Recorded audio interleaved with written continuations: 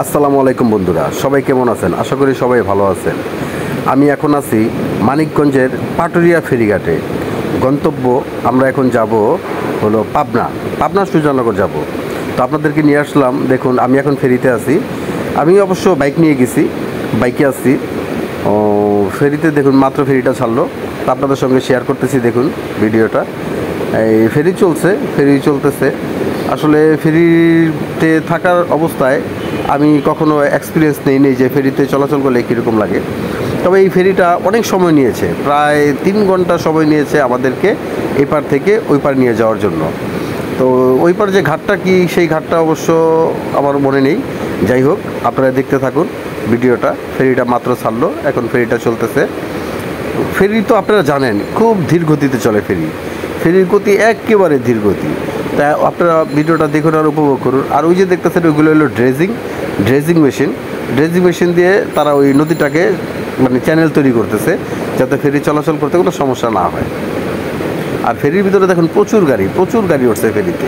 এই যে দেখতেছেন কত গাড়ি, প্রাইভেট কার, ট্রাক, বাস, প্রচুর গাড়ি উঠছে। সবারই কিন্তু গন্তব্য একটাই, পাবনা যাবে তারা। তো দেখতে থাকুন, আপনারা ভিডিওটা উপভোগ করতে থাকুন। আমরা বর্তমানে আছি, এটা মনে হয় পদ্মা নদী, আমি সঠিক জানি না, পদ্মা নদী কিংবা যমুনা নদী, যাই হোক দুইটার একটা হবে। আর এই যে দেখতেছেন মাস্টার ব্রিজ, এটা হলো ফেরির মাস্টার ব্রিজ। এখান থেকেই ফেরিটা মাস্টার পরিচালনা করে। কীভাবে পরিচালনা করে সেটা সঠিকভাবে আপনাদেরকে আমি দেখাতে পারবো না, কারণ আমি মাস্টার ব্রিজের ভিতরে ঢুকতে পারিনি, এটা লক ছিল। তো আপনারা দেখুন, এখান থেকে কিন্তু ফেরিটা পরিচালনা করে, ফেরিটা চালায়।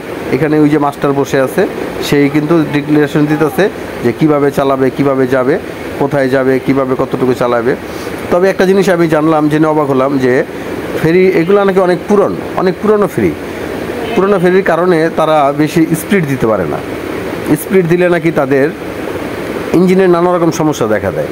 তো যাই হোক, আমরাও চাইছি যে বেশি স্পিডের দরকার নেই, কারণ যদি মাঝপথে গিয়ে যদি ফেরি কোনো একটা সমস্যা হয়ে যায়, তাহলে কিন্তু বিপদে আমরাই পড়বো।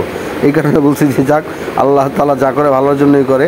আস্তে আস্তে চলুক, 2 ঘন্টা 3 ঘন্টা না লাগলে 4 ঘন্টা লাগুক, তারপরও আমরা যাতে সহি সালামত পথে যেতে পারি, সবাই আমাদের জন্য দোয়া করবেন। আর আমিও ফেরিটার সামনে দাঁড়িয়ে উপরে প্রায় 3 তলায় উঠে গিয়েছিলাম। সেখান থেকে উপভোগ করতেছিলাম যে ফেরিটা চলতেছে, ধীর গতিতে ফেরিটা চলতেছে।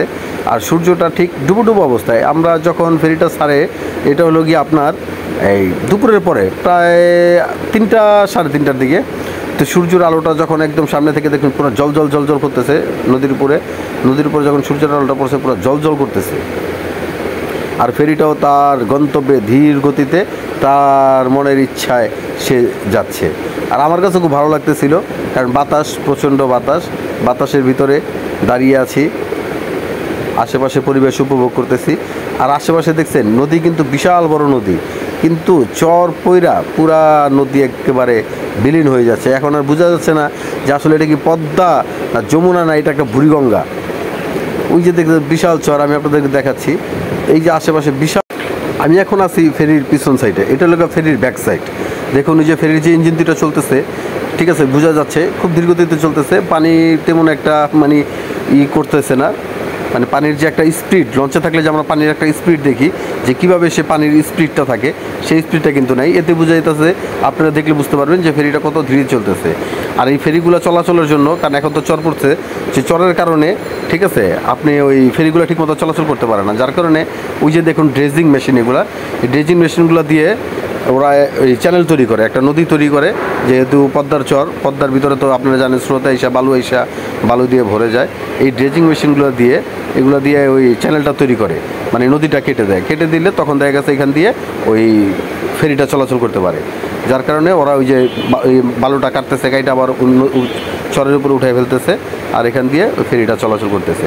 ওই যে পিছনে দেখা যাইতেছে ওই যে দূরে সেই ঘাটটা, ওই ঘাট থেকে কিন্তু আমরা ফেরিটা ছেড়ে এসেছি। ওই যে দূরে যে ঘাটটা, প্রায় ঘন্টাখানেক হয়ে গেছে কিন্তু আমরা ফেরিটা ছেড়ে চলে এসেছি।